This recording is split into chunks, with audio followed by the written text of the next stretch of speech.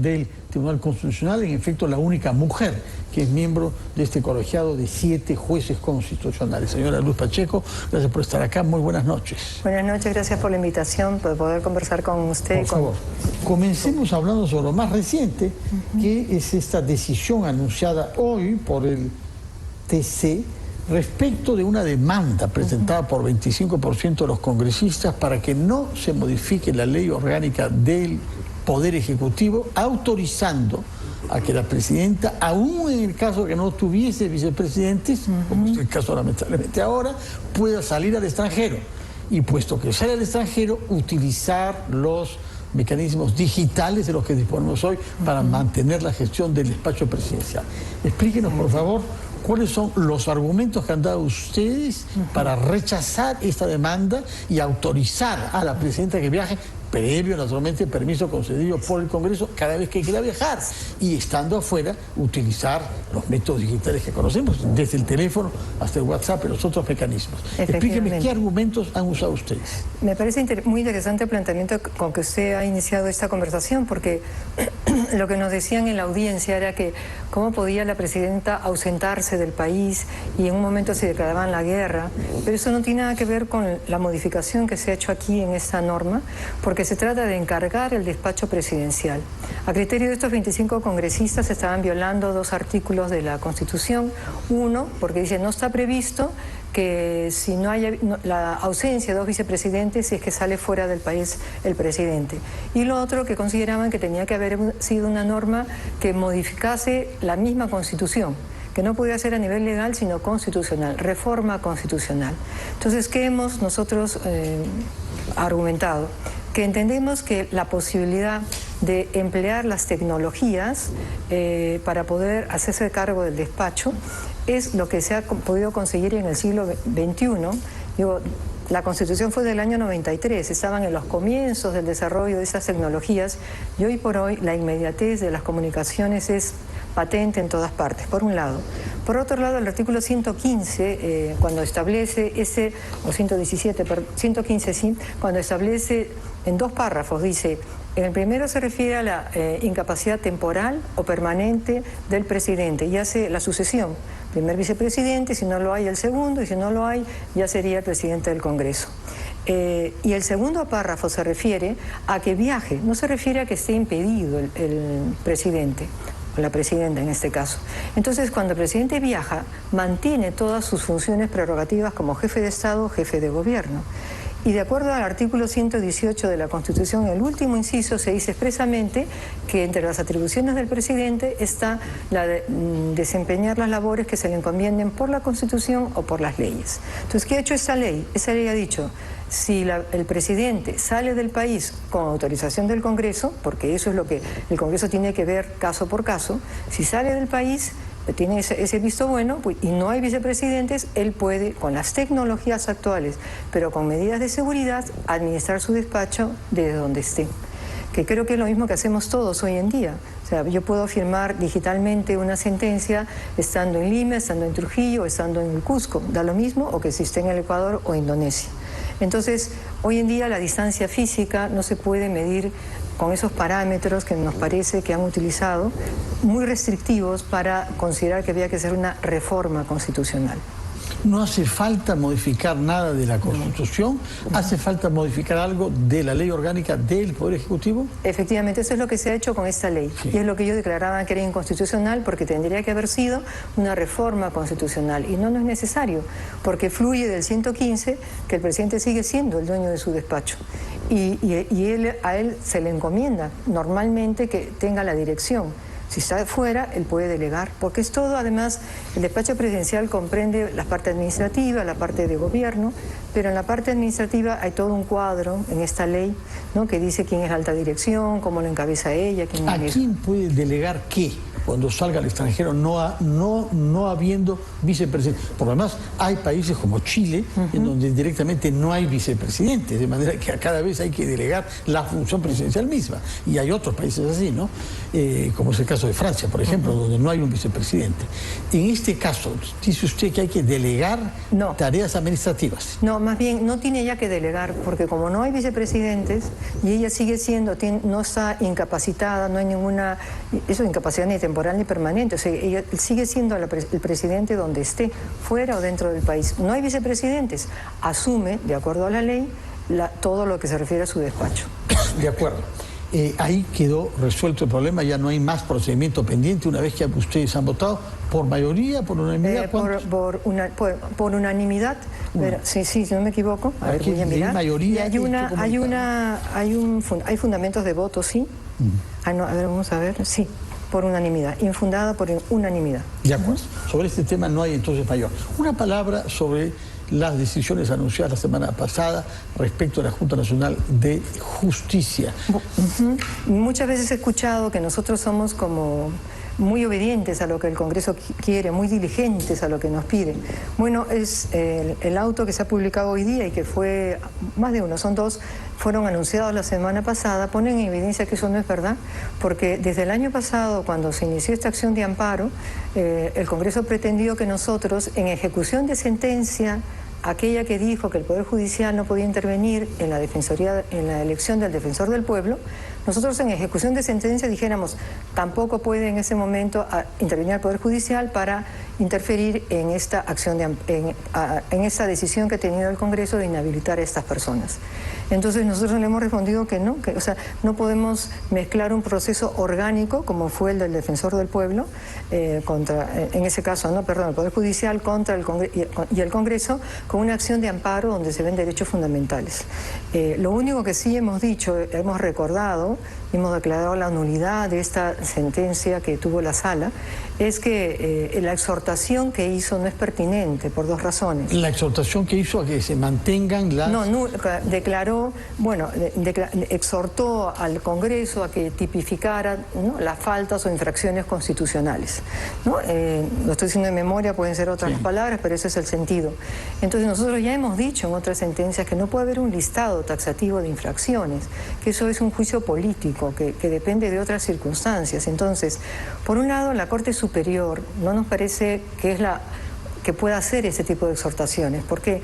Porque en la doctrina está reconocido que le corresponde a las altas cortes, a los órganos de cierre. La Suprema. Puede ser la Suprema, puede ser... ¿Cuál es la exhortación? Recuérdenos lo que ha hecho la Corte Superior. La Corte Superior, lo voy a leer mejor textualmente. ¿Qué dice acá?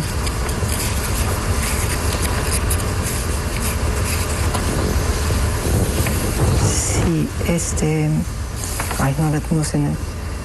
O de memoria nomás, con el riesgo de actualmente. Sí, porque si lo digo de una manera, si lo que aquí recordamos nosotros más bien es que las faltas graves, más que nada, ¿qué refiere a falta grave en el ámbito constitucional?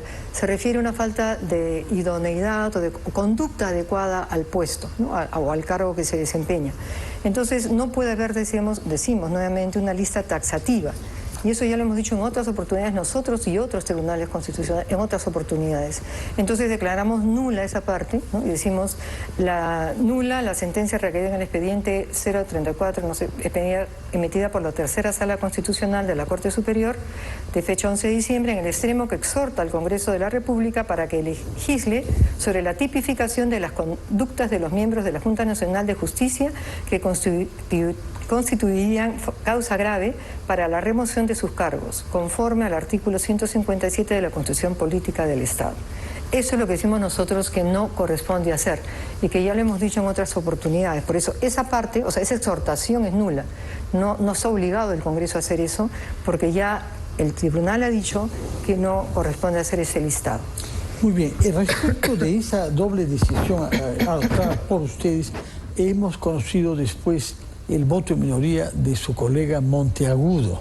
Él le reprocha, en buena cuenta, si cabe decirlo, el no haber invocado el artículo constitucional, no está mencionado en la sentencia adoptada por ustedes en mayoría, que establece que ninguna autoridad puede abocarse a un proceso judicial en curso. No lo mencionan ni siquiera. Es que estábamos en un conflicto competencial, que es abstracto, repito. Y así como se siente... Abstracto quiere decir que no es entre personas, sino entre instituciones. Sí, en este caso, es un conflicto competencial entre dos poderes del Estado. El Congreso y la Junta Nacional. El Congreso y el poder, no, judicial. Judicial.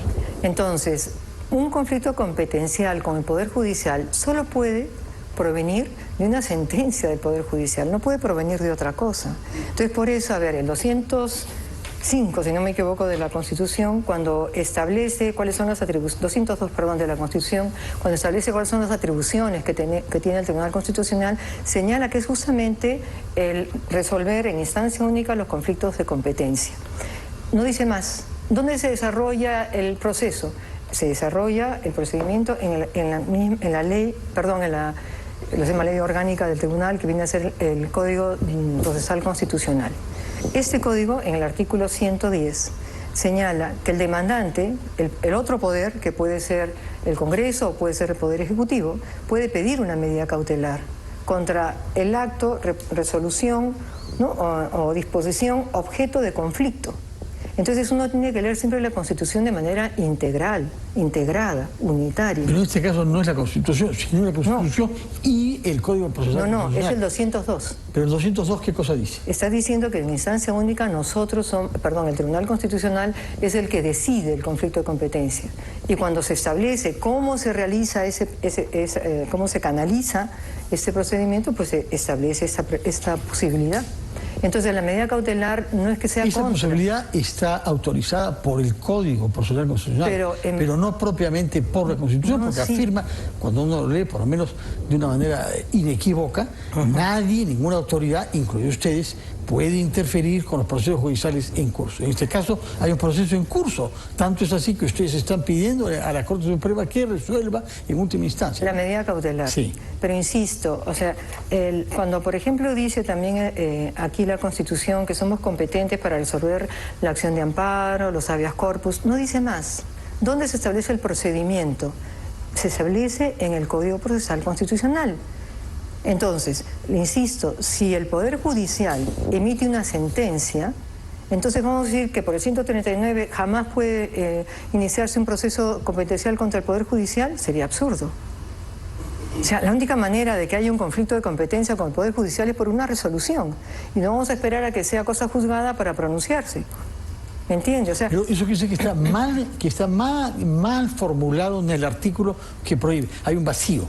Es impreciso, porque de una manera, quien lo lee, dice, ninguna autoridad puede interferir con proceso judicial en curso. Usted está haciendo matices, está diciendo, sí, pero en los procesos competenciales, por necesidad, hay que pronunciarse si acaso alguien presentara una demanda contra el Poder Judicial, competencial. Es que, sí, pero no es que sea un vacío. O sea, bueno, nosotros, claro, tenemos formación desde el primer año en la universidad como abogados, nos enseñan que la Constitución se tiene que interpretar de manera unitaria y sistemática. Entonces encontramos esa norma que, como usted bien dice, parecería pues que es imposible, pero un buen abogado sabe que tiene que leerlo teniendo en cuenta los otros artículos, porque no hay derechos ilimitados. Si no, el Poder Judicial sería, no sé, intocable. Y eso no puede ser. Bueno, de manera que no ha tenido dudas usted al cabo de los últimos días, después de haber visto las reacciones de unos y otros, se ha quedado convencida. Como le digo, yo diría, y lo he dicho en otro momento, o sea, si quiere con pena que haya personas concretas que sean afectadas por esto, sí, o sea, como no voy a tener en ese sentido un sentimiento, pero... Habla de los dos miembros de la Junta, claro, que o sea, mira, vuelven a estar inhabilitados. Siempre las personas me parecen lo más importante, ¿no? Pero aquí estamos pronunciándonos sobre las instituciones. Igual que con ese despacho presidencial, no es la señora que está Boluarte actualmente. No, o sea, quien sea. O lo que pasó con el Ministerio Público y también el Ministerio Público y la Junta Nacional de Justicia. Aquí le dimos la razón a la Junta Nacional de Justicia. Dijimos, señores, ustedes tienen competencia para poder fiscalizar los actos del fiscal de la Nación, sea quien sea.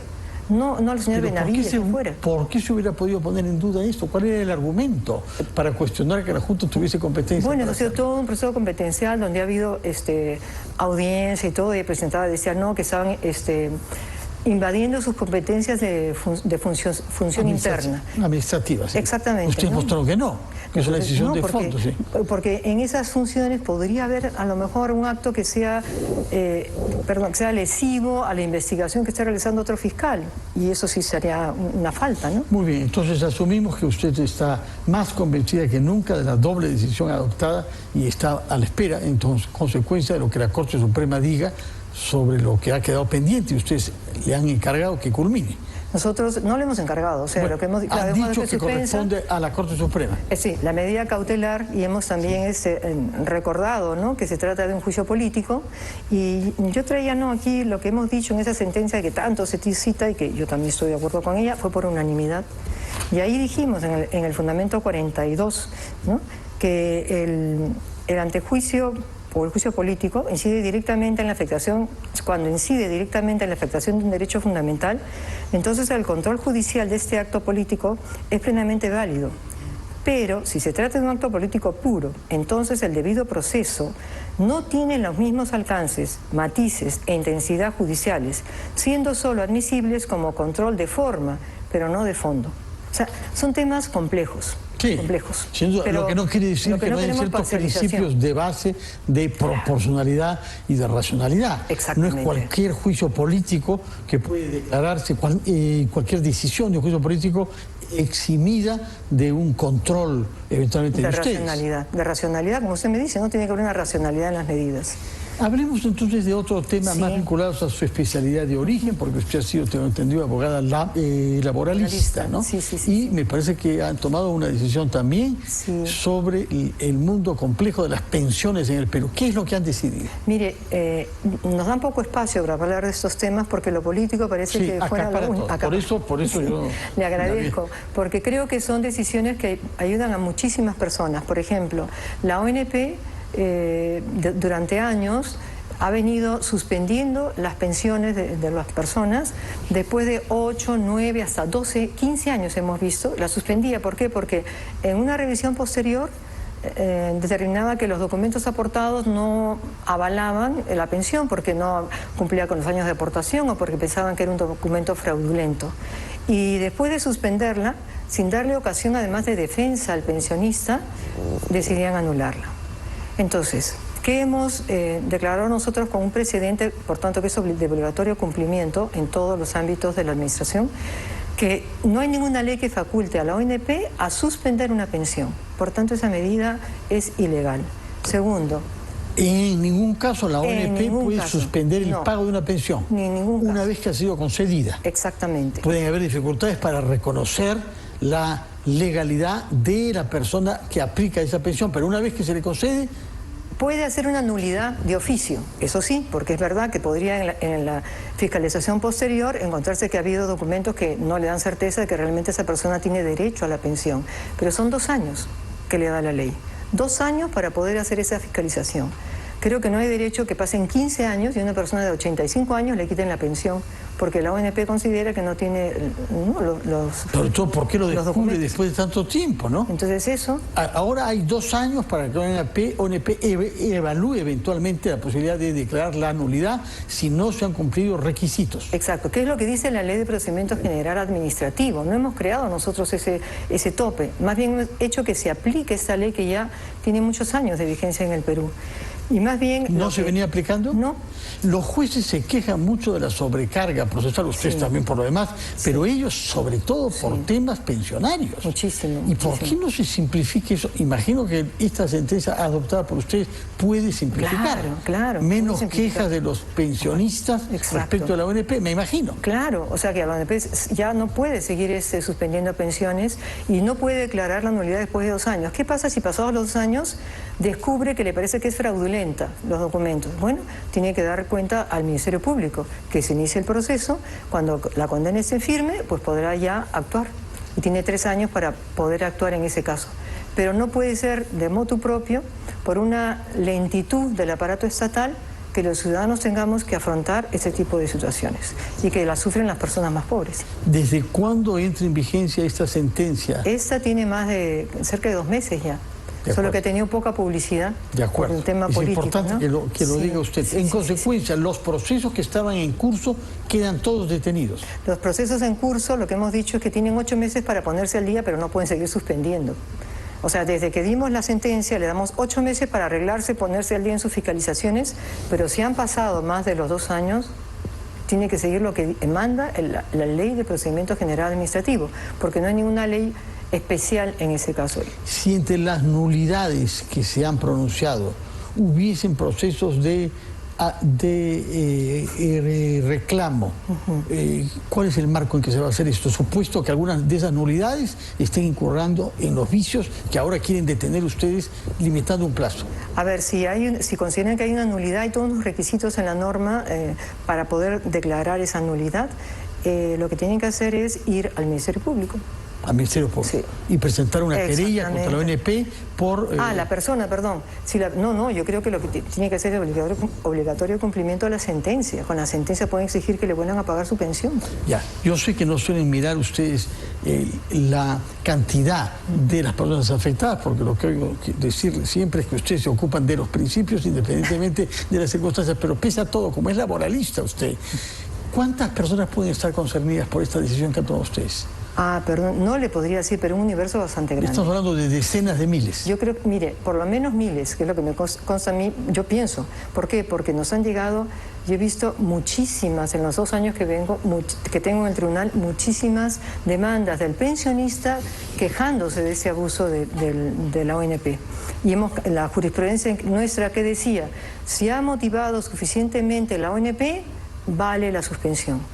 Nosotros hemos dicho, no, señores, porque no hay ninguna ley que lo faculte a hacerlo. Y entonces hemos hecho un cambio en la jurisprudencia. Muy bien, señora Pacheco, miembro del Tribunal Constitucional, muchas gracias por las explicaciones que nos ha dado.